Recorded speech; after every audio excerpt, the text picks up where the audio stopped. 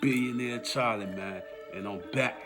Today I got a good story for you, man. No jokes. Serious this time around, you know what I mean? But I'm still drinking, you dig?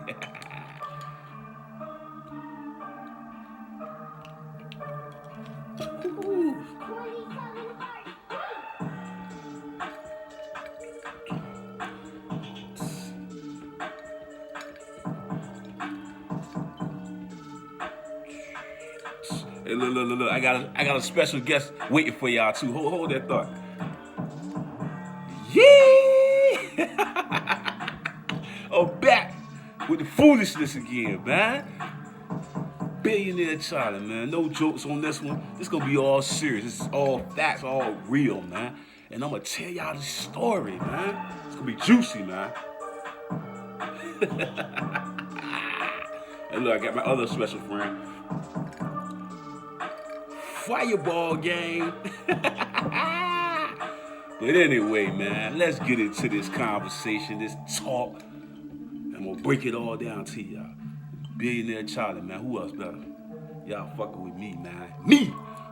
I'm the king. You did? Y'all came to spend time with your boy, and we're gonna talk about it. You did? Let's get into it, man.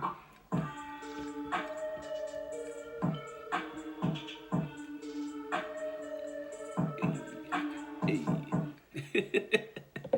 Let's talk about it, man. Let's get into it, man. Well, for all the people that don't know me, man, growing up as a kid, well, let's hold that thought. Billionaire Charlie TV, man. Hit that like, hit that subscribe button for me, man. And if you'd like to donate to the channel, all my cash out information is right there in the description. And I appreciate everybody that already donated and subscribed to my channel. And I'm just waiting for some more subscribers because I love y'all, you did. But anyway, let's get into it, man. If y'all didn't know nothing about me, man, y'all should have known that. And when I was a young kid, about around 14, 15 or something like that, I was in foster care, you know what I'm saying? And when I was in foster care, some issues happened with my mom or whatever. She got sick, and we all ended up going to foster care, long story short. But anyway, I'm about to get into the details of how this whole situation happened and what went on and stuff of that nature, man. Let me take a sip, man, because I'm about to give it to y'all. You know what I mean? This was crazy, man. Like in foster care, man, you see all type of things happen, but this was crazy, man. Let me get my sip on. Anyway, man, me and this young lady, man, I remember I was living with Mama D, the great Mama D, rest in peace, man. Love her with all my heart. That's always be my second mom, man. She's always special in my heart. But before, she had a little transitional period, and Mr. JC had a transitional period, so they was trying to find me a home to go to or whatever, so they can get their situation straight. And they found this lady that lived in Compostela that I always liked being. I always liked going to her house or whatever. She was always cool and stuff like that. So I ended up getting transferred over there with them or whatever. So anyway, I get transferred over there, and me and this other young lady is moving into the house or whatever, you know what I'm saying? No name, no game, but she was from Portsmouth, Virginia or whatever. Her whole background was in Portsmouth. Everybody knew I'm from North. I'm tired of pot all the way, you know what I mean? But anyway, me and her moved in the house at the same time or whatever. You know what I'm saying? And we was living there or whatever in the new home that we was brought to, because both of us was transitioning out, so we was moving into this lady house in Compostela. This one of the favorite people I like staying at. She was always a good lady or whatever. You know what I'm saying? Like I say, her husband was never really around like that, and he was always distant from us, so you put it like that. We always really experienced connections with her, but not really him. You get my drift? Well, me, anyway. I really didn't know who the guy was or whatever, man. You see what I'm saying? But like, long story short, man, me and the young lady moved into the crib or whatever. She had a little daughter or whatever. And during the time that I was staying there, I would notice that she had so many guy friends coming over there. And I'm like, oh, maybe that's just normal. You know what I'm saying? Because I didn't live in a home at this period of time with a young female like my sister or something that actually showed me something like this, and I don't think I would have went for it. So I haven't seen nothing like it. So like I was saying, like you would see like all these different guys coming to see her, all these different guys coming to see her, and I was like, at first I didn't think nothing of it, but then I started to see like weird things happening when we had this stalker coming to the window late night, and man, it was getting crazy, man. So I would see all these different guys coming over there, and then things would be falling off the wall. So I'm like, maybe she doing a little play thing or whatever. But it was just the number of guys that was coming in there was crazy. Like it was a lot of guys that was going on. Then I found out later on that she was like sleeping with guys for money and all type of stuff of that nature. So she was wilding, you know what I'm saying? This joint for Portsmouth was wilding, man. Basically, you know what I'm saying? And I was like, at this particular time, I was quiet, Charlie. So you would see me 1 minute, and then I disappear, and I'd be in the cut some got there go with.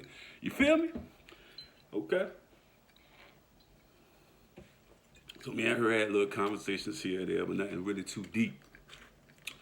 You know what I'm saying? We had been staying here for a while, and I had been seeing this behavior for a minute. And like I said, you had the stalkers coming and stuff like that.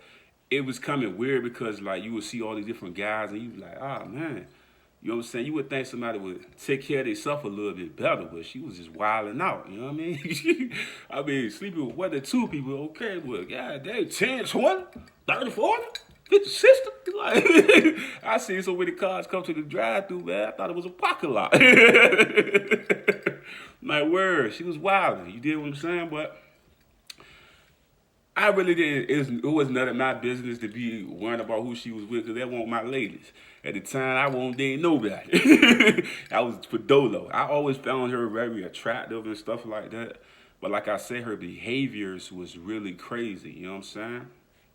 Let's keep going into the story. Anyway, like I said, we had been in the house for a little bit, and I started to see behaviors like this. Now, me and her ended up having a little issue. Now, she had like guys, she was telling the guys that this was like a Roman house or something like that. And then sometimes she would be disrespectful to me for no reason. Like, so I guess one of the guys was like, who is this guy? He had like a blue Lex or some chrome wheels, everything. You know what I'm saying? And he was asking her, who is this guy right here? You know what I'm saying? She's like, oh, no, that's my roommate. He retired. He's slow. I'm like, word. So I'm cooking and I hear her say that. I'm like, word. I said, word. So back then, everybody know I'm Petty Charlie back then. So you say something like that about me, I'm going to get you.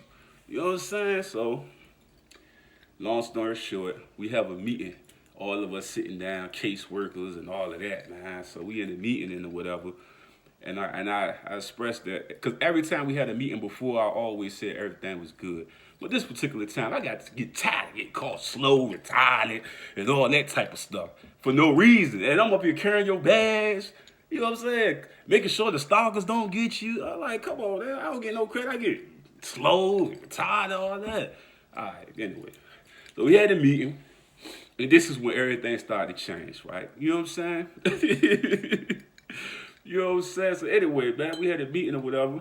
And I tell her, I say, man, I'm not feeling her keep calling me all these names. I've always been respectful. And then she goes off. She said, you need to clean yourself up. You got to go do this. Like, she telling me all this stuff as if she wasn't sleeping with 20 different guys. You know what I'm saying? Like, you sleep with 100 niggas. Like, come on, man. You never had one girl that's better than you. I don't know what you got. Oh, man. But, man, let's put it like this. It was a beef from that meeting, man. A real crazy beef. Man, she was really mad about that situation. And then my caseworker came, man. He told me all this information about this individual. How they was taking DNA tests to try to figure out if her child was really the guy that she was saying it was, which was ended up happening is she was testing different guys to see who the guy was, but telling another guy that the baby daddy was, he was the baby daddy, but she was actually getting other people getting tested. So he didn't know that she was doing all of this. He was locked up at the time or whatever. Like I said, this girl was wild, man. She was off the chain, man. She had slept with so many people she didn't even know who her daughter's baby daddy was or whatever. She had no idea.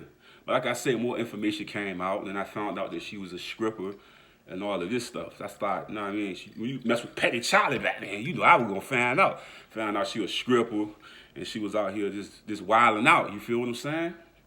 So anyway, like I say, this story, things continued to escalate or whatever. We had our little beef, and it kind of like stayed like that. You feel what I'm saying? But like I say, I was one of the people that was nonchalant. Once I knew what was going on, I kind of knew what it was. And like I say, my case managers and all different types of people that knew this individual was telling me the situation with her. Like, she had little issues mentally and all of that. So I was like, where? So now, me, I fall back. I kind of leave that situation alone. You did what I'm saying? Now, this is how it all started with, you know what I mean, my foster daddy messing with her anyway. So I'm out the hood, regular shit. I mean, you know what I mean? Regular stuff, you know what I mean? Chilling with Trey Dro and everybody. Outside the park, you know what I'm saying? Go see moms or whatever. Now, at this particular time, man, my foster mama was going on vacation. A lot of times she went on vacation by herself. And what happened was when she went on vacation, I thought that her husband had went with her or whatever. But he didn't. I was like, hold up. So he didn't go with her. Now, get my drift? He didn't go with her on the vacation. I didn't even know this. I didn't know at all that he didn't go, right? So like I said, he wasn't really connected to us like that. So what ended up happening is so I'm out the park or whatever, and I decided to come home. Like I said, I didn't know he was even not on the vacation. So I didn't know when he was coming in and out. So she wasn't there at the time that I returned back to the home. I came from the hood or whatever, came back, went to sleep. You know what I'm saying? So I began to hear like footsteps and stuff like that. So like I didn't think nothing of it at the time, cause they didn't know I was in the house. You know what I'm saying? I didn't think that of it. You know what I mean? Cause I had no TV on or nothing. So I just go outside. I could just go downstairs or whatever, and go blaze me a cig or whatever. You know what I mean? So I guess they wasn't paying attention or whatever. So I'm going up the stairs, and all of a sudden, I'm like, hold up, I'm hearing stuff, and I'm like, oh man, he messing with her. I'm like, what's going on? Then also, I'm funny because I'm looking out the door. I close my door. I'm looking out the crack of the door the whole time. I see him coming out of her room. I said, stop it, man. And what ended up happening is this wasn't even the first time this had happened. This had happened multiple times, and I was seeing it, but they didn't know I was seeing it. You know what I'm saying? So he was messing with her along with all the other guys, man. And it was a trick play because his wife went on vacation, but the whole time he was coming back messing with the young joint. And no sleep, and I ain't even realizing until I caught it in the action. You know what I'm saying? So I was like, damn. So it was crazy, man. Crazy. Like, that was wild, man. I couldn't believe the situation with that. You feel what I'm saying? They was messing with. I never told my foster mom about that.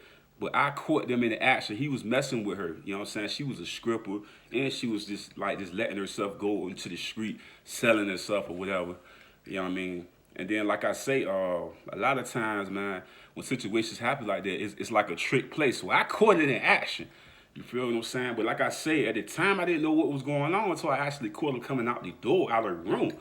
And I'm talking about, it had to been like 4 or 5 in the morning or something like that. I remember that, man.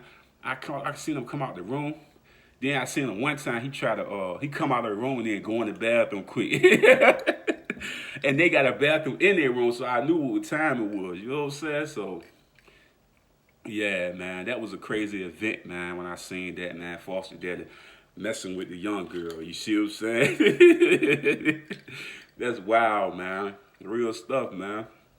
But that's all I gotta say. It's been there, Charlie, man. Y'all back tuning to your boy. You know what I mean, man? You know what I mean? Hit that like, that subscribe button for me, man. And if you want to donate to the channel, man, y'all know what y'all gotta do, man. Look down in the description, get that cash information. And y'all know I always say, man, God first, family, and finances, man. I love y'all. You dig?